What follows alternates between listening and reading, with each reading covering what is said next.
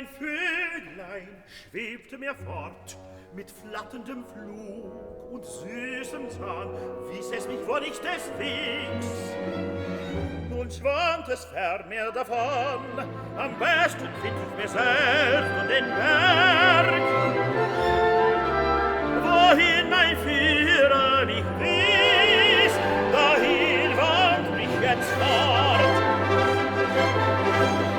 Wohin, Knabe, heißt nicht dein Weg? Da redet ja, wohl rät das mir den Weg. Einen Felsen such ich, vom Feuer ist erwärmt. Dort schläft ein Weib, das ich wecken will. Wer sagt es dir, den Fels zu suchen?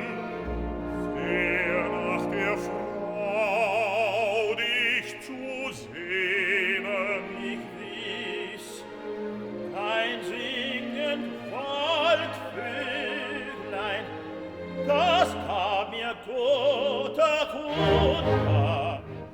Ein Vöglein schwatzt wohl manches, kein Mensch doch kann's verstehen. Wie mochtest du Sinn dem Sang entnehmen? Was wirkte das Blut eines wilden Wurms, der mir von Neidöl erblasste?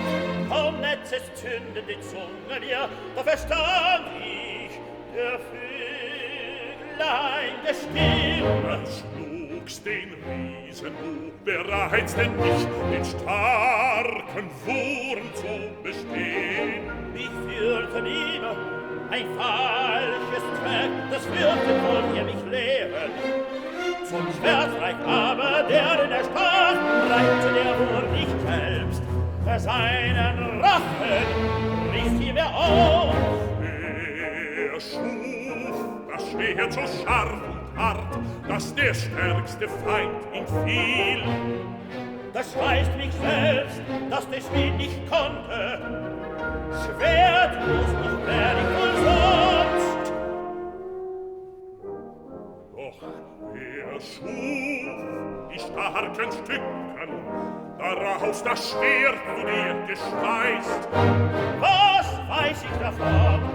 Ich weiß allein, dass die Stücken mir nicht nützen, so wie das Schwert mir nicht läuft.